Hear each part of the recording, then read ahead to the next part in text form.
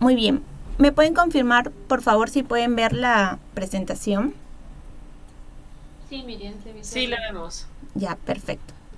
Bueno, esta capacitación es en relación al hostigamiento sexual laboral. Entonces, en esta capacitación se va a tomar en cuenta la siguiente legislación. Primero, pues, la constitución política del país, en el cual estipula un respeto a la dignidad. ¿Ok? Si bien esa capacitación es sobre hostigamiento sexual laboral, estos derechos que están dentro de la constitución del Perú, pues, son de rango para todas las personas. ¿Ok? No solo es en el ámbito laboral. Entonces, en la constitución señala el respeto a la dignidad, a la libertad, ¿no? A la intimidad y al trabajo. Dentro del marco normativo de esta capacitación también tenemos a la Ley 27942, que es la Ley de Prevención y Sanción del Hostigamiento Sexual, y a su reglamento aprobado mediante el Decreto Supremo 14-2019-MIMP.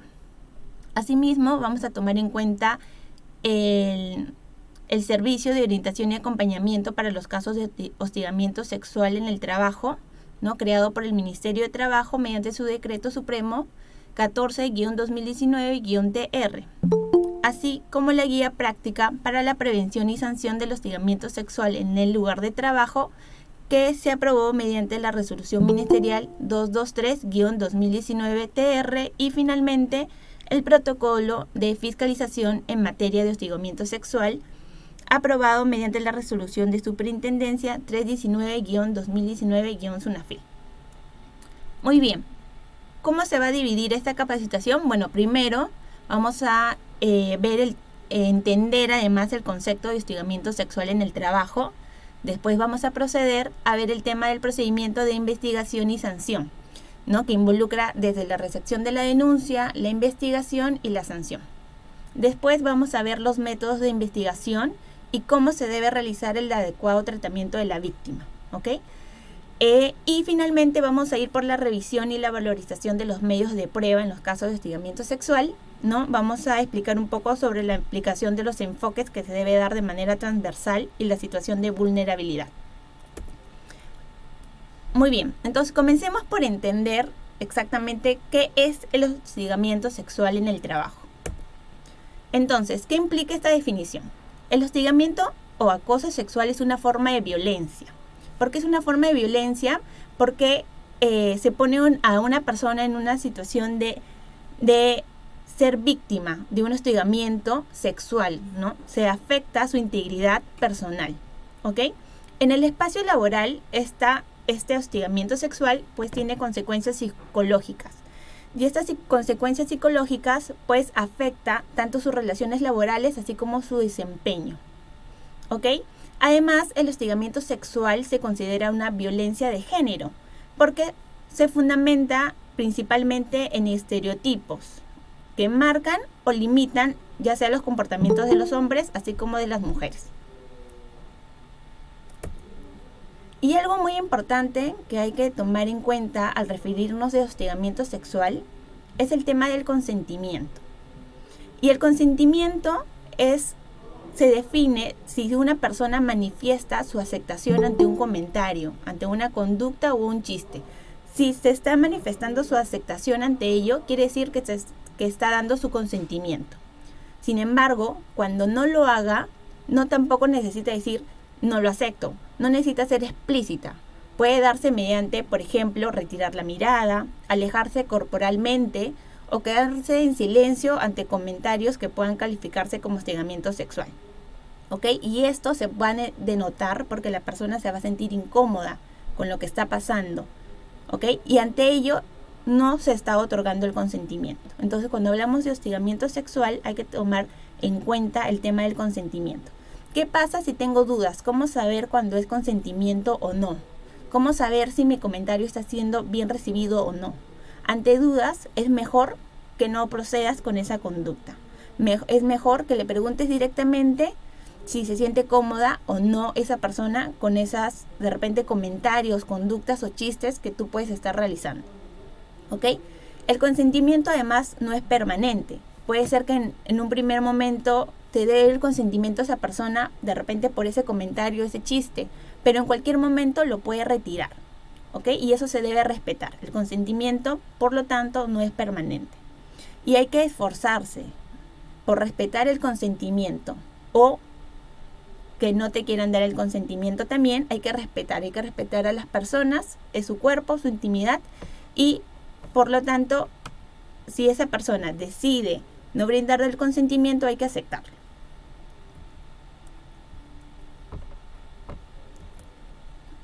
Ahora bien, voy a proyectar un video antes de entrar a dar mayor explicaciones para que se puedan ver y graficar exactamente cómo se visualiza, ¿no? El hostigamiento sexual en el trabajo.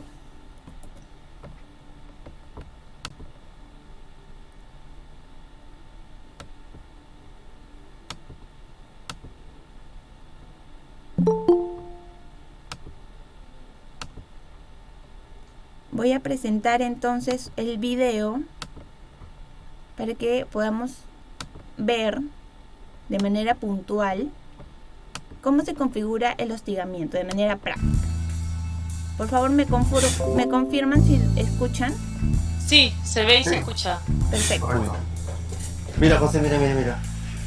Adivina quién es. No miraste la manecita. Me llamó. Quería que le ayude con un formulario. Ya tú sabes, hermano. Pásale a WhatsApp. Te la mando ahorita. ¿Se escucha eco? Uy, la que me mandaste ayer. Uy, muy tengo buena. otra. ¿Tienes otra? Claro. Voy a poner pausa un segundito. Muy buena esa. Lo que ¿Cómo? pasa es que se está acoplado, se escucha en doble. Hay un eco ahí al fondo. No permite escuchar bien el video. A ver, entonces voy a refrescar, porque creo que el Meet no permite una mejor resolución en el tema del video. Es el audio nada más, ¿ah? Solo es el audio. Mira, José, mira. Adivina quién. No miraste la manecita. Debe ser eso. Ya, perfecto. Entonces voy a comenzar. Bueno. Mira, José, mira. Adivina quién es. No miraste la manecita. Me llamó. Quería que le ayude con un formulario. Ya tú sabes, hermano. Pásale a WhatsApp. Te la mando ahorita. Uy, la que me mandaste. A ver, me dicen que no se puede oír. Vamos a ver. Ya.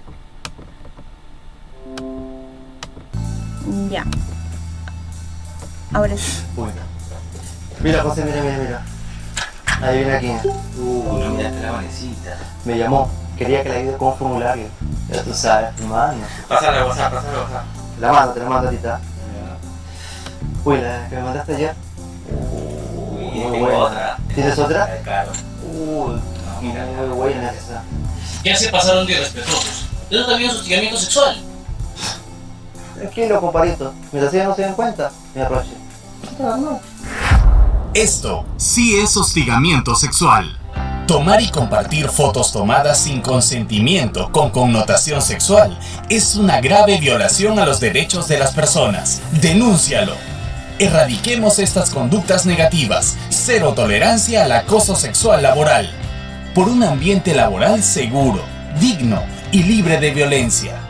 Denuncia el hostigamiento sexual.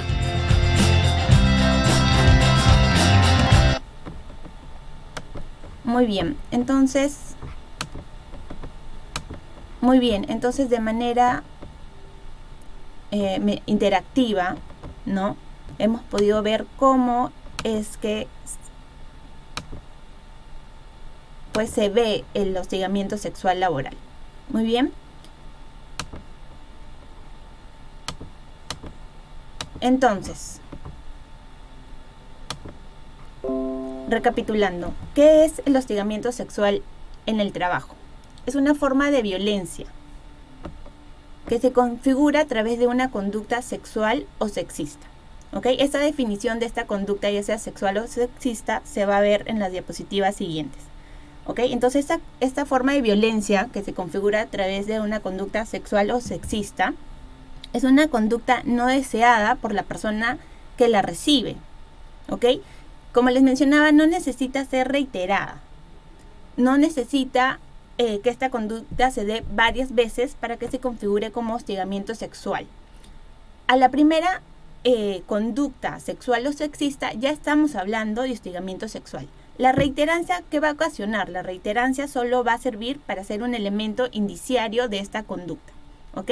Además, la víctima, la persona que recibe esta conducta, no necesita acreditar el rechazo, ¿ok?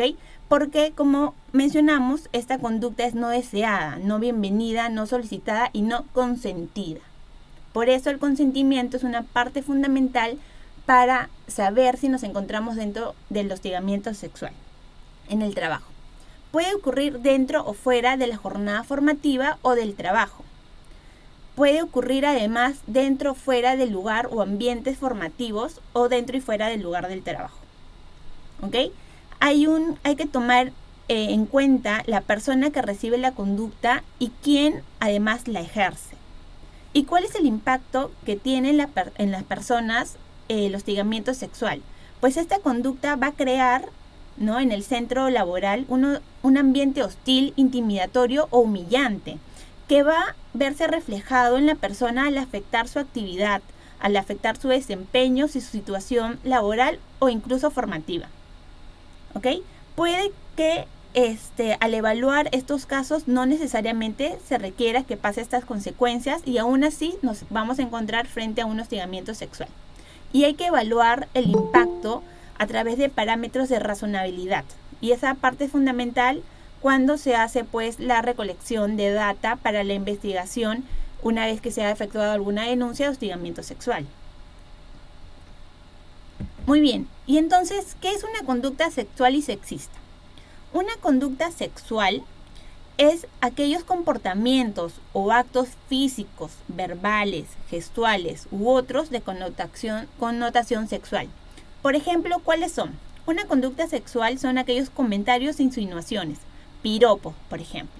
Son exigencias o proposiciones sexuales. También puede ser observaciones o miradas lascivas, ¿no? Como por ejemplo, tú puedes decir esa frase típica, me mira, no sé, se ve mañoso, por ejemplo, ¿no? Entonces ahí nos encontramos frente a observaciones o miradas lascivas. Puede haber una exhibición o exposición a material pornográfico. También se encuentra como conducta sexual aquellos tocamientos, roces o acercamientos corporales o contacto virtual, ¿no? Que de repente te esté mensajeando indebidamente, con connotaciones sexuales por medio virtual, WhatsApp, que ahora pues es bastante común comunicarnos por ese medio. También el contacto virtual se configura como conducta sexual. Por otro lado, tenemos la conducta sexista. La conducta sexista son aquellos comportamientos que promueven o refuerzan estereotipos, ¿ok? En los cuales las mujeres y los hombres tienen diversos atributos, ¿no?, roles o espacios propios. Entonces son estereotipos que se les asignan o se suponen a cada sexo o género respecto al otro, ¿no? ¿Y qué ejemplos podemos nombrar como una conducta sexista? Por ejemplo, este trabajo es solo de hombres. Es una conducta, es una frase sexista. O cuando le dicen a alguien no seas nena, ¿no? Eso está mal, tenías que ser mujer. Entonces esas frases son frases sexistas, ¿ok? Y refuerzan pues los estereotipos que puedan tener para ciertos roles. Ahora, ¿qué más se configura como una conducta sexista? Cuestionar, por ejemplo, la capacidad de la mujer para realizar labores, ¿no? Por ejemplo, comentarios, por ejemplo, las personas que están en el rubro de ventas, ¿no? Si no te pones la minifalda, no vendes, ¿no? O comentar, por ejemplo, que no puede realizar trabajos agresivos, como ser seguridad, como ser policía, ¿no? O no liderar equipos.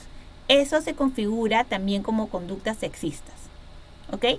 Encasillar a la mujer en actividades domésticas sin el cuidado del hogar. Siempre hemos escuchado de repente alguna otra persona ciertos comentarios encasillando a ya sea un género, ¿no? A la mujer o al hombre respecto de ciertos roles, ciertos estereotipos. Eso configura una frase sexista y por lo tanto, en consecuencia, una conducta sexista.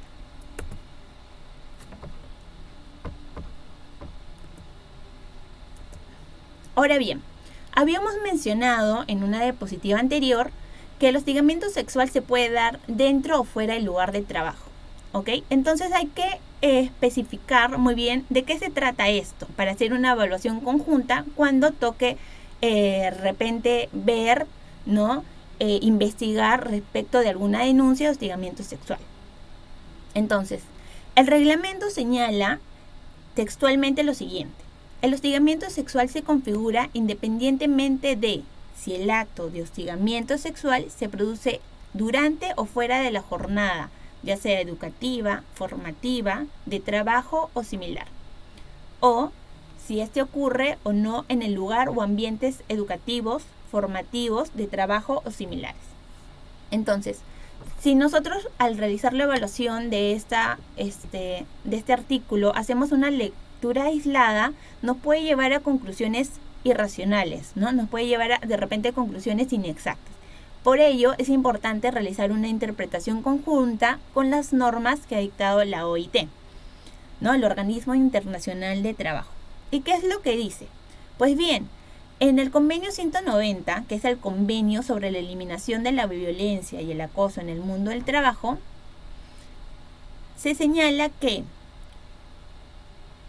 también se puede configurar se configura pues el tema de dentro o fuera del trabajo cuando en los desplazamientos, viajes, eventos o actividades sociales o de formación relacionados con el trabajo.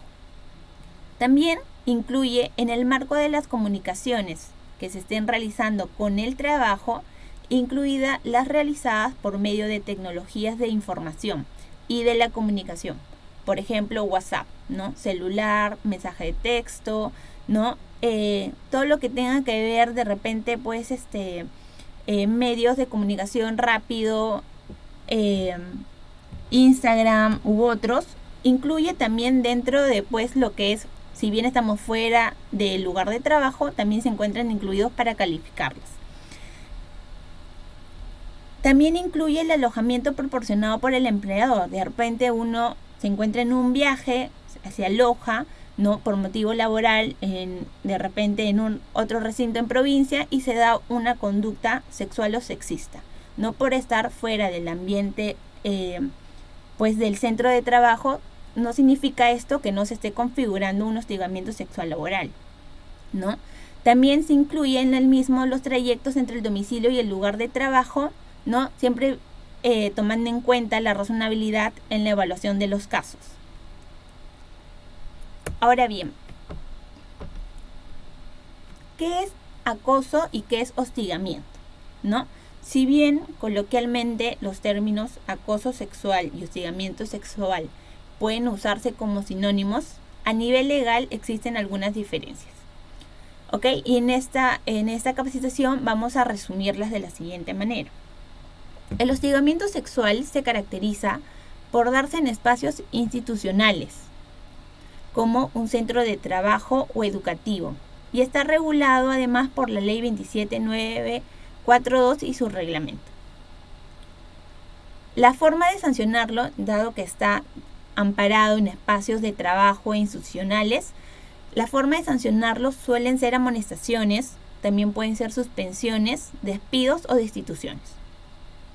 Por otra parte, el acoso sexual es un delito que está regulado en el artículo 176, inciso B del Código Penal, ¿ok?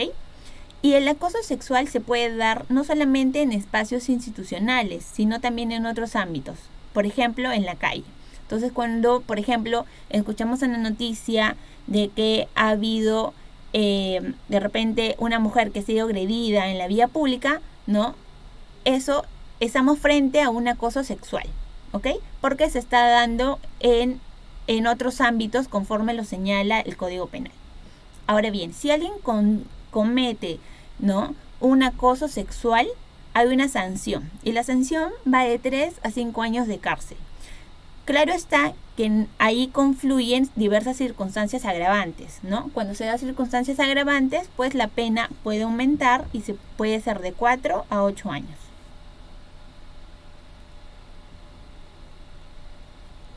Ahora bien, la segunda parte de la capacitación va a estar referida al procedimiento de investigación y sanción. Entonces, ¿cómo saber, ¿no?, cuando eres víctima de hostigamiento sexual en el trabajo? Vamos a hacer una lista de preguntas. Cada uno silenciosamente, ¿no?, se va a responder. Y vamos a ver de repente cuántas ya en ámbito cada uno personal puede darse la respuesta sí o puede darse la respuesta no. Entonces estas son preguntas claves para detectar si alguna vez has sufrido o sufres de hostigamiento o acoso sexual en el trabajo. 1. ¿Has sentido que alguien te mira de una manera particular que no te guste o tiene una actitud mañosa contigo?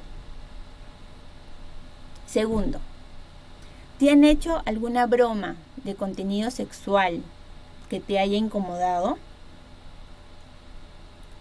Tercero, ¿te han hecho algún comentario sobre tu ropa o tu cuerpo que te haya molestado? Cuarto, ¿has sido víctima de bromas, comentarios o amenazas por tu identidad de género u orientación sexual? 5. ¿Te han hecho preguntas sobre prácticas sexuales o sobre tu vida sexual que te hayan incomodado? 6. ¿Te han mandado o mostrado mensajes, fotos, imágenes, videos o memes de contenido sexual que te hayan incomodado? 7. ¿Has recibido invitaciones repetidas de alguien de tu trabajo para salir a comer, para salir a tomar algo, a pesar de haberte negado la primera vez?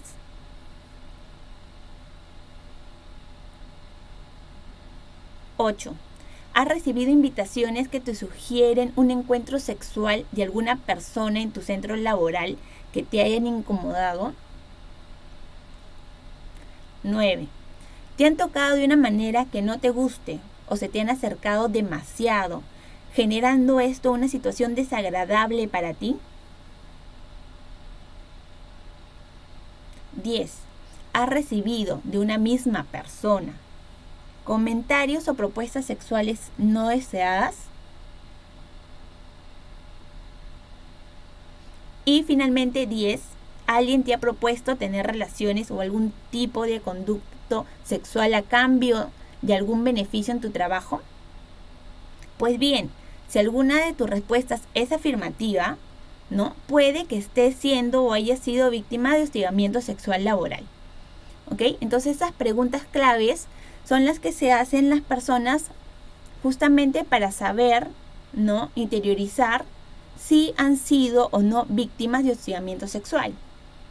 ¿Y qué procede en ese caso cuando sí han sido víctimas de hostigamiento sexual en el trabajo?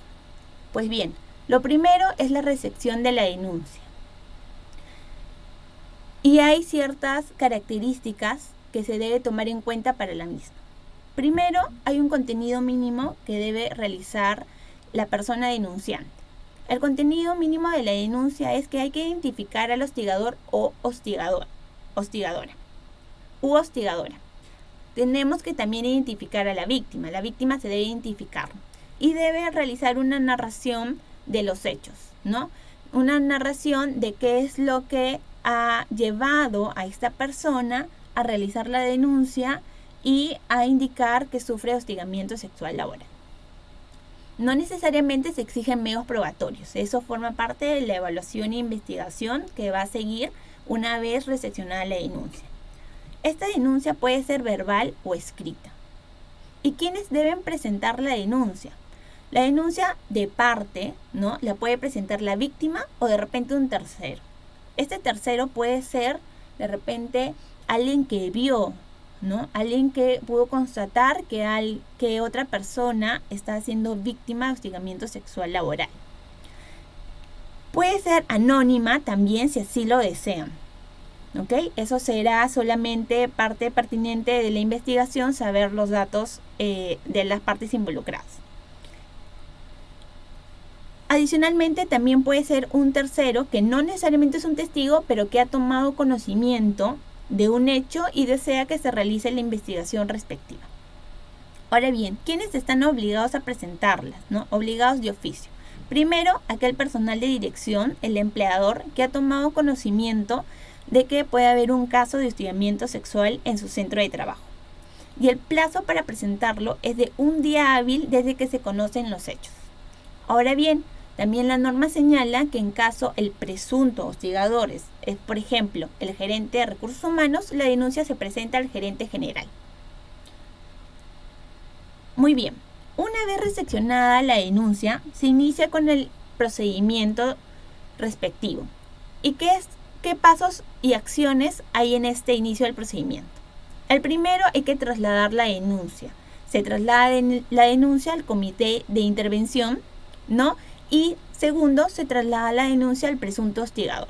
Esto se da en un plazo de un día hábil de recibida la denuncia. La segunda acción es dar atención médica y psicológica a la víctima, ¿no? Poner a disposición de ella los canales de atención con los que cuente la empresa. De no contar con ello, pues hay que derivarlos a los servicios de salud. Por ejemplo, trabaja sin acoso, salud, MINSA, etc. Y esto también se realiza dentro de un plazo de un día hábil de recibida la denuncia. Finalmente, tenemos que dar medidas de protección a la víctima. Se otorgan ya sea de oficio o ya sea solicitud de la parte. ¿Ok? Las vacaciones, rotación o cambio del lugar de la víctima solo pueden y van a proceder si la víctima lo solicita de esa manera. Además, estas van a estar vigentes hasta que se emita la resolución final del procedimiento de investigación que se está llevando a cabo. Estas medidas pueden variarán a pedido de parte, siempre que vayan a estar debidamente justificados. El plazo para ello son de 3 días hábiles de recibida la denuncia. Ahora bien, dentro del procedimiento propio de investigación a cargo del Comité de Intervención frente al hostigamiento sexual, tenemos la primera acción, que ya son las actuaciones propias de la investigación. Hay que otorgar un plazo al presunto hostigador para que presente los descargos respectivos. ¿Okay? Toda persona tiene derecho a presentar sus descargos cuando pues llega alguna denuncia. Entonces siempre se debe presentar los descargos y el comité deberá recibir los mismos descargos del presunto hostigador.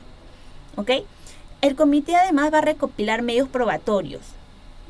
Y además de recopilar por sus propios medios, estos medios probatorios, también debe actuar los que hayan sido ofrecidos por ambas partes, ya sea por la víctima así como por el presunto hostigador. Hay que respetar el debido procedimiento. Y el comité va a emitir un informe con las conclusiones de la investigación. Este informe además debe contener la descripción de los hechos, la valorización de los medios probatorios, la propuesta de sanción o archivamiento, en ambos casos debe estar debidamente motivada, y cuáles son sus recomendaciones de las medidas adicionales que debe adoptar la empresa para evitar pues nuevos casos de hostigamiento. El plazo para esta actuación es de 15 días calendario desde que se recibió la denuncia. Finalmente, el comité envía el informe, ¿no?, con sus conclusiones al área de recursos humanos, y esto se da en un plazo de un día hábil desde que ha emitido el informe. Y ya una vez que se ha remitido el informe, entramos dentro del procedimiento sancionador. ¿Ok? Entonces se traslada el informe del comité al presunto hostigador y a la presunta víctima para que presente sus alegatos si es que así lo desean. Se emite una decisión final que pone término al procedimiento de investigación y sanción de hostigamiento sexual. Esta decisión final incluye, de ser el caso, ¿no?, porque va a arrojar un resultado, de ser el caso, la sanción a aplicar y además las medidas para evitar nuevos casos de hostigamiento sexual. ¿Qué pasa si aplico una sanción? Pues bien, de aplicarse una sanción, esta no puede ser una medida que favorezca laboralmente al hostigador, ¿no? Claro está que si hay si ya se determina que hay un hostigamiento, esta sanción no puede favorecerlo. La medida de prevención impuesta no puede considerarse como una forma de sanción, sino como un resultado a una investigación debidamente realizada y cumpliendo un procedimiento, ¿no? La decisión final, por lo tanto, debe estar correctamente motivada, fundamentada, ya sea para que acoja o rechace la propuesta del comité de intervención. Y esa decisión final, todo este procedimiento sancionador, se debe dar en un plazo de 10 días calendarios desde que se recibe el informe por parte del comité. ¿Cuáles son las cuestiones complementarias que se debe tener en cuenta durante todo este procedimiento de investigación? Si la víctima o el cesador cesan, ¿no? Si ya no están laborando en la empresa, igual se debe iniciar y continuar con el procedimiento hasta que se concluya. Esto, ¿por qué la norma lo ha decidido así? Porque es importante evitar nuevas situaciones de hostigamiento sexual. Por eso, a pesar de que ya la víctima o el hostigador hayan cesado, se debe de todas maneras continuar con el procedimiento de investigación. ¿Ok? Si se suspende al hostigador como medida de protección, esta es con goce de haberes, a menos que se haya hallado responsable, ¿no? Y esto se da por un tema de presunción de inocencia, ¿ok? Que tiene toda persona. Otra cuestión complementaria a tomar en cuenta es que se deben brindar facilidades a las víctimas o a los denunciantes para que realicen actos vinculados al hostigamiento sexual. ¿Cuáles son estos actos vinculados? Realizar la denuncia en sí, ir al centro médico, entre otras actividades derivadas pues de la denuncia en curso. También se debe tomar en cuenta que todas las actuaciones deben documentarse, ¿ok? Es importante documentarse por escrito u otro medio al que las partes puedan tener acceso. Y además, esta información tan delicada debe ser confidencial, ¿no? Debe haber confidencialidad sobre la identidad del hostigado y del denunciante, ¿no? Del hostigador y o del denunciante, frente a terceros ajenos al proceso. No debe ser de conocimiento público, claro está, porque todavía se está llevando un tema tan delicado con el hostigamiento, tiene que haber ciertos criterios, ¿no? Los testigos, además, se deben mantener en reserva si ellos lo solicitan.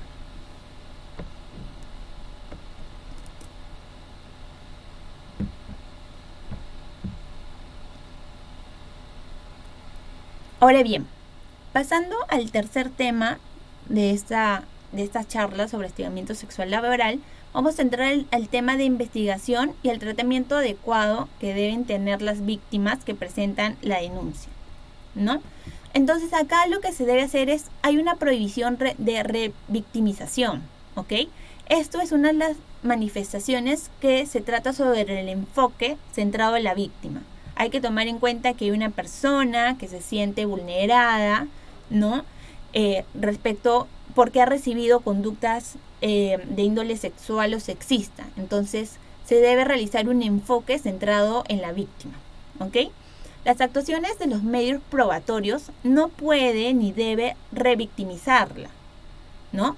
¿Y qué es la revictimización? Pues consiste en producir sufrimiento añadido a la víctima al momento de investigar.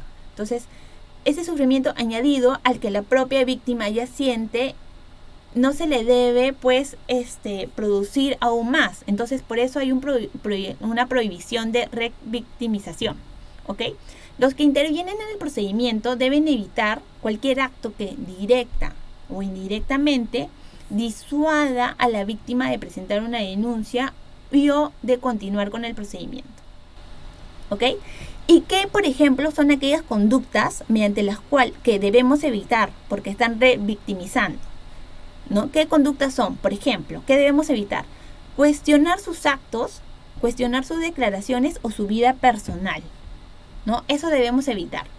Pedir narrar más de una vez los hechos denunciados, tomando en cuenta que nos podemos topar con diversos casos de diversa gravedad. Entonces, no hay que pedir narrar en exceso los hechos que está denunciando, ¿ok? ¿Qué se debe evitar? Solicitar información que no es relevante para el caso, ¿no? Y eso está vinculado bastante a la vida personal de la víctima, ¿no? Someterla a careos o enfrentamientos con el presunto hostigador, ¿no? ¿Qué más se debe evitar? Ejercer conductas, ¿no? En el proceso de investigación, ejercer conductas que revivan los hechos o creen nuevos espacios de violencia, ¿ok? Entonces hay que tener en cuenta ello para evitar, pues, la revictimización. Ahora bien, ¿cómo se realiza la recolección de toda esta evidencia cuando nos encontramos a una denuncia de hostigamiento sexual? Pues bien, los medios probatorios pueden obtenerse de muchas fuentes, no necesariamente de la víctima, ¿ok? No focalizarse en cuestionar la credibilidad de la víctima, ¿no? Si bien todos somos seres humanos, hay cierta subjetividad de todas maneras, pero hay que tratar de dejarlo a un lado, ¿ok? Para no cuestionar de repente su vestimenta, si te cae bien o no te cae bien, ¿no? Si lo conoces, si de repente el presunto hostigador es tu amigo. Entonces hay que tratar de no cuestionar la credibilidad de la víctima, sino esclarecer los hechos. De la investigación objetiva, del debido procedimiento, pues se dará una respuesta, una decisión fundamentada en ella, ¿no? En forma objetiva. ¿Qué más hay que tener en cuenta en la recolección de la evidencia? Hay que fijar un programa, ¿no? Que permita que, pues, ordenar la oportunidad y pertinencia de las pruebas que se va a recolectar, ¿ok? Recolectar pruebas del contexto y las circunstancias del caso, y no solo del acto denunciado, ¿ok? Hay que abrir el espectro de investigación para hallar las pruebas pertinentes que va a servir al comité para dar y el área de recursos humanos a dar una decisión final. Parte de la recolección de la evidencia también se encuentra el informe psicológico de la víctima, pero este informe se va a incorporar como prueba solo si la víctima así lo autoriza. Y además hay que clasificar los actos de investigación. Hay que clasificar entre los que son de víctima y testigos, hay que clasificar los que se refieren a la escena de los hechos y hay que clasificarlos en los que se refieren al hostigador. ¿Cuáles son entonces, ya teniendo este ámbito claro, cuáles son medios probatorios? ¿Cuáles son algunos ejemplos? Un ejemplo, es el testimonio, ¿no? Por ejemplo, el testimonio. Son el testimonio de la víctima, el testimonio del hostigador, porque recordemos que da un descargo. Cuando recibe la denuncia tiene que brindar su descargo. Y también el testimonio, pues, de los testigos, si hubiera, también se consideran como medios probatorios. El segundo medio probatorio son los videos, las cámaras de vigilancia, ¿no? Que nos va a permitir al comité, pues, tener mayor claro cuál ha sido, cómo se han producido los hechos. También como medio probatorio se incluye el registro de entrada y salida, el reporte del uso del photocheck, por ejemplo, ¿no? El reporte de llamadas telefónicas, ¿no? Este reporte solo se puede usar los hechos realizados desde la empresa, ¿no? Por un tema de confidencialidad, pues, de la información que tenemos todas las personas, ¿no? Y además la información pública, ¿no? Que es de libre acceso respecto a las redes sociales, Facebook, Instagram, Twitter, diversas redes sociales, TikTok, ¿no? Entonces todas estas redes sociales, toda esta información pública, ¿no? Que se obtiene de ellas también se puede usar como medios probatorios, ¿no? Además configura como medio probatorio, pues, todo aquello que aporten las mismas partes al proceso de investigación, así como aquello que aporten los terceros, ¿no? Los terceros pueden, a cada uno de ellos, pues, puede aportar fotos, pantallazos de su propio celular, porque claro, es una prueba aportada por ellos mismos, ¿no? Pueden aportar audios, videos, entre otros. Ahora bien, dentro de las recomendaciones para la entrevista, ya se había mencionado, ¿no? La prohibición de la revictimización, ¿no? Entonces, vamos a brindar ciertas recomendaciones que se deben tomar en cuenta en el proceso de la entrevista. Antes de realizar la entrevista, también hay que ir preparado, ¿verdad? Entonces, antes de realizar la entrevista, se debe indagar sobre la víctima. Es importante la edad, economía se pertenece a grupos vulnerables. ¿Por qué? Porque toda esta investigación se debe tomar en cuenta diversos enfoques, ¿no? Entonces, por eso hay que indagar antes de la víctima previo a la entrevista, ¿no? Para poder entenderla o entenderlo mejor. Hay que preparar una guía de entrevistas, hay que preparar pues unas preguntas, ¿no? Hay que tener preguntas orientadas, eso también va a ayudar a conducir mejor el proceso de investigación. Hay que preparar los medios para registrar la entrevista. Como se mencionaba, debe estar todo debidamente documentado. Entonces tenemos que ir, antes de la entrevista, tenemos que tener preparado cuáles van a ser los medios para registrar la misma, ¿ok? Y hay que preparar a la víctima, hay que informarle cuál es la finalidad de esta entrevista, ¿no? Permitir que la víctima elija el sexo de la persona que la o lo va a entrevistar, ¿no? Informarle que no está obligado a responder todo y todas las preguntas que se le está haciendo, ¿no? Ahora, durante la entrevista también hay que tomar en cuenta ciertas recomendaciones. La primera es la postura corporal, es importante, ¿no? Entonces hay que transmitirle confianza a la víctima, hay que transmitirle apertura. También durante la entrevista hay que tener atención a los gestos, el tono de la voz, la mirada que se le brinda a la víctima para graduar pues las pertinencias de las preguntas, ¿no? Como se mencionó, pues no hay que hacerle narrar más de una vez para evitar pues que se sienta producirle aún mayor sentimientos de vulnerabilidad. Entonces hay que tener bastante atención, ¿no? Y graduar la pertinencia de las preguntas que se va a realizar, ¿no? Hay que evitar, ¿no?, interrumpir su relato, ¿no? Hay que evitar opinar o presionar para que recuerde ciertos hechos, ¿no? Hay que mostrar, por lo tanto, apertura, ¿no? Tenemos que ser objetivos cuando se realizan las entrevistas, ¿ok? Hay que buscar, por lo tanto, el relato espontáneo, ¿no?, de las partes y contar con los útiles descriptorios que faciliten la transmisión de ideas, ¿no? Que esa persona se siente en un ambiente seguro, donde puede contar con todo lo que necesita y no ser interrumpido. Esto es importante durante la entrevista. Después de la entrevista hay que explicar qué es lo que va a seguir, ¿no? Cuáles son los pasos siguientes, ¿no? Hay que fijar los canales de comunicación. De preferencia debería ser el mismo entrevistador, pero si no fuera el caso, hay que orientar a las partes qué es lo que va a seguir después. Y hay que elaborar un informe escrito de esta entrevista.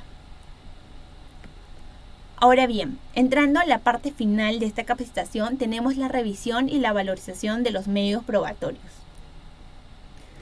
Primero, hay que tomar en cuenta que hay una situación de vulnerabilidad, ¿ok? Hay que considerar la situación de la vulnerabilidad de la víctima en la valorización de los medios probatorios, ¿no? Esta situación, esto configura un enfoque centrado en la víctima, que es uno de los enfoques que se debe tomar en cuenta cuando se realiza una investigación por hostigamiento sexual laboral, ¿ok? Aplica tanto en la investigación como en la sanción. Y para valorar los medios probatorios se siguen las siguientes reglas.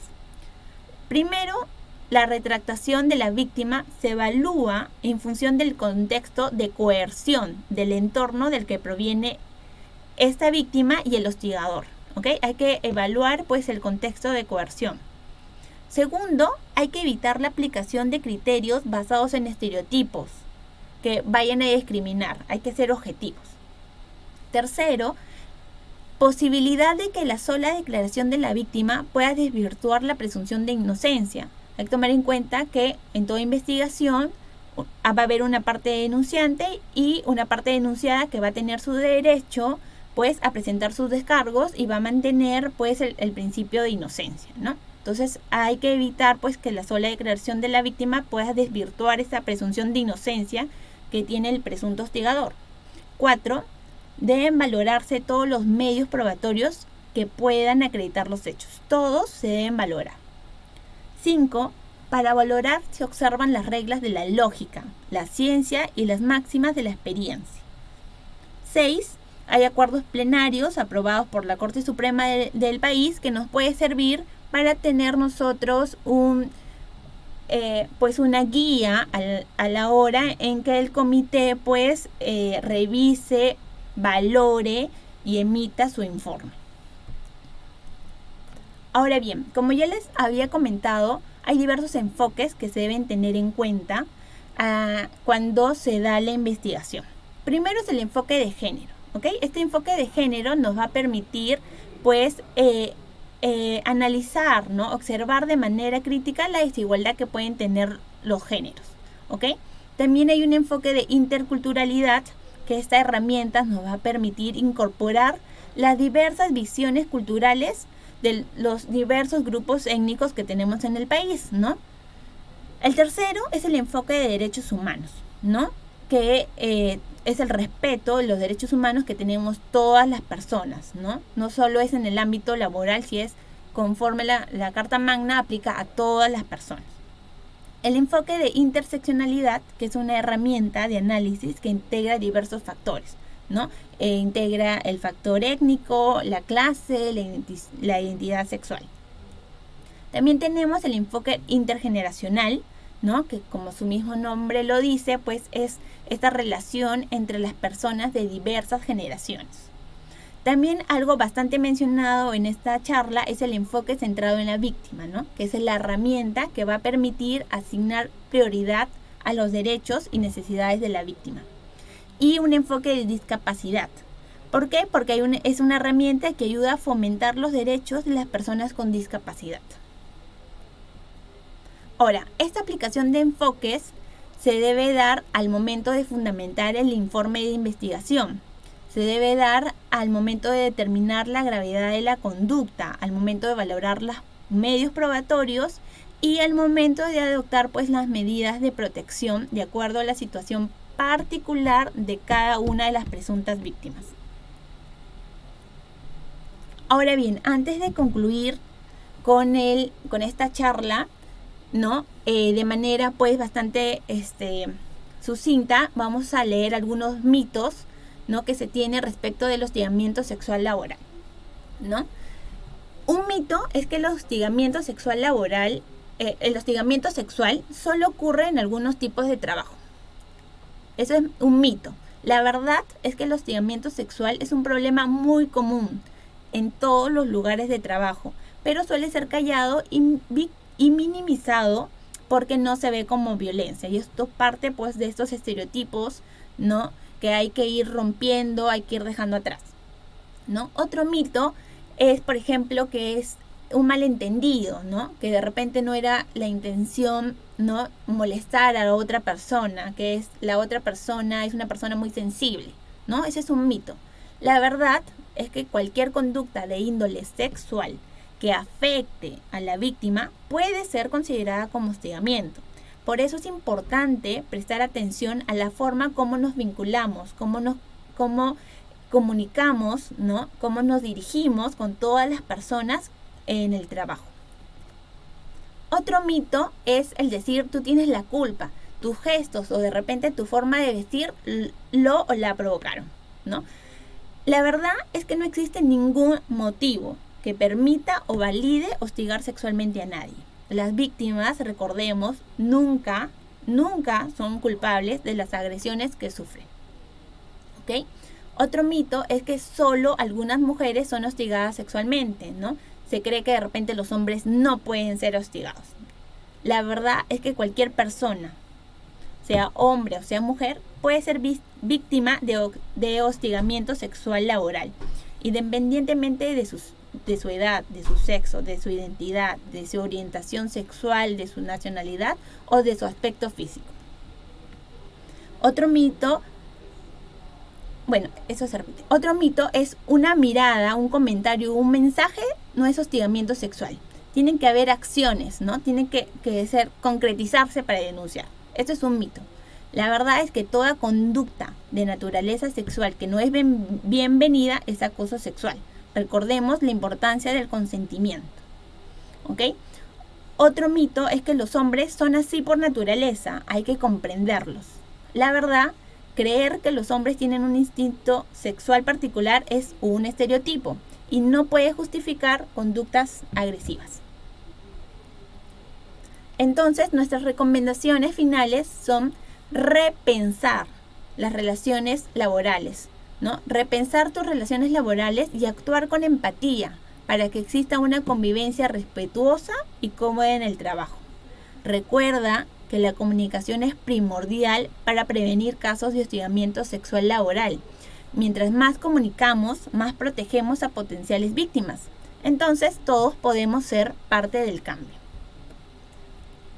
Muchas gracias, y si tienen alguna pregunta, por favor, me escriben al chat o pueden activar su audio.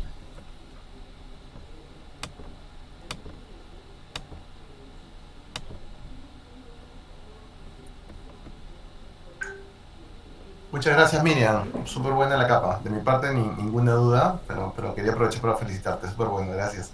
Gracias, en verdad he querido aprovechar lo máximo la hora para dar pues los lineamientos generales que va a servir tanto a todos los colaboradores como al propio comité de intervención, ¿no?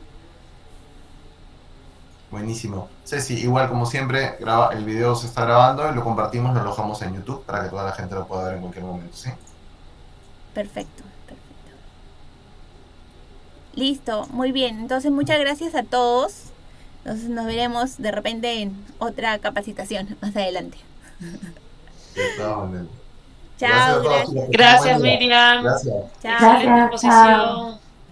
Luego. Chao.